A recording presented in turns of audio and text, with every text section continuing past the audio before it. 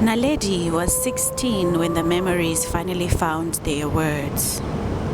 They came quietly at first, like shadows she couldn't explain. A tightening in her chest when an older man laughed too loudly.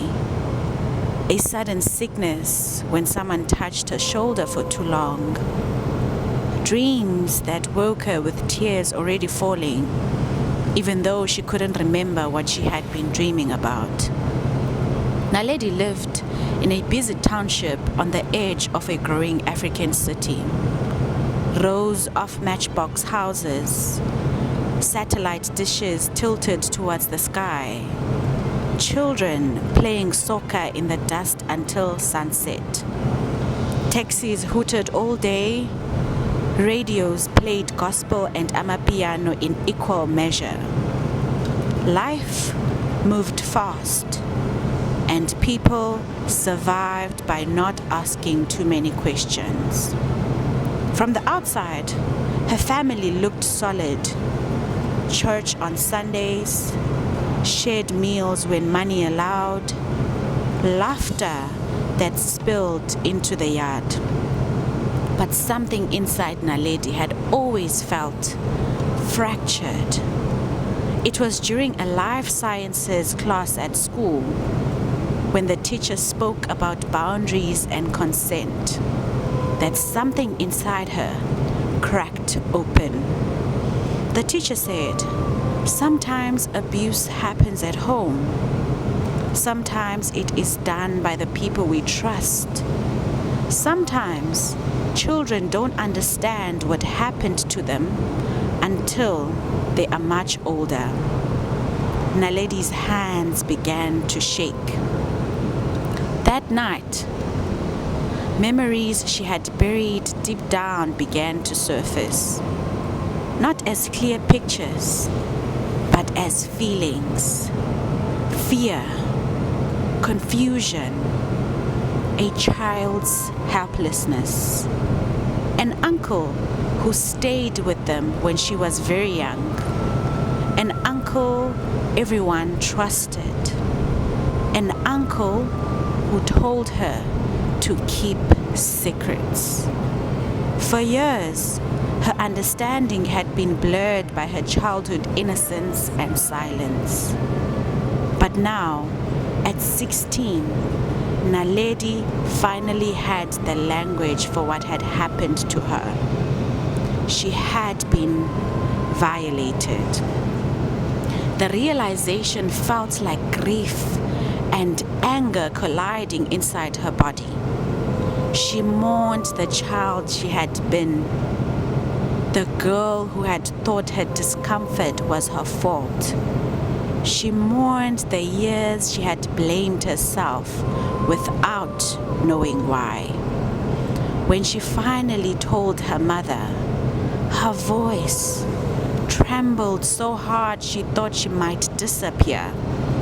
Her mother cried, but not in the way Naledi needed. It was long ago, her mother said softly, wiping her face. He is family. We cannot destroy the family over this. Let us just move on. The words cut deeper than silence ever had. Other relatives echoed the same thing.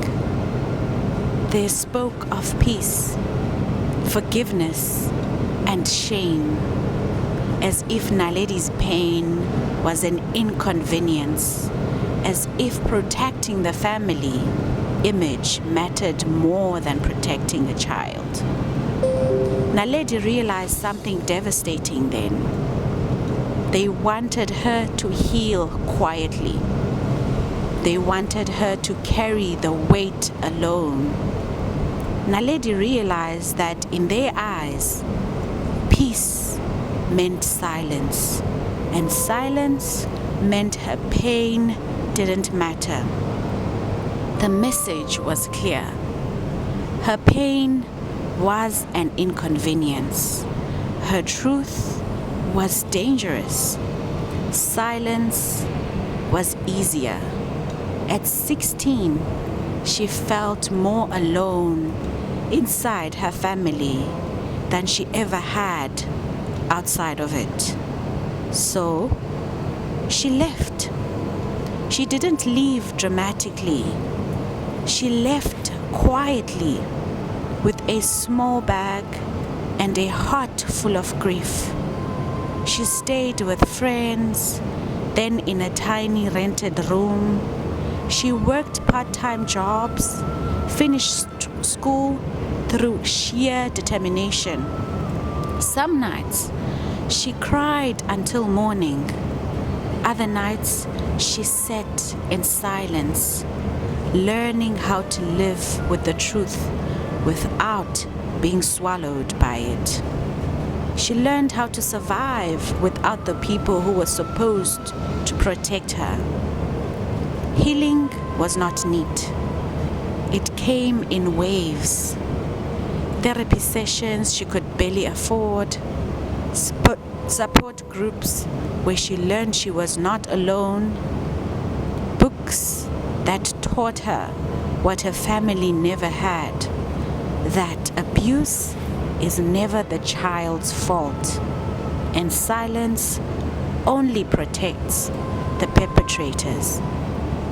Years passed. Naledi grew into a woman who spoke carefully but firmly. She married a man who listened, really listened.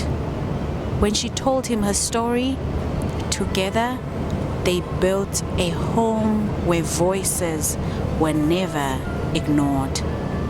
She had children, many of them, a loud, loving, beautifully imperfect family. And in that home, Naledi did something radical. She taught her children the truth.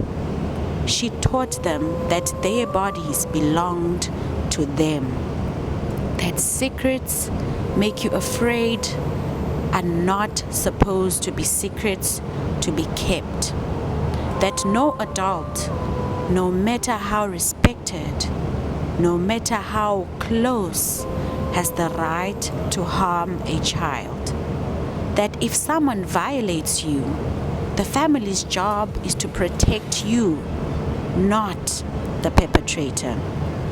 She told them, if anyone ever hurts you, I will believe you first. Naledi did not pretend the past never happened. She transformed it into a shield for the next generation.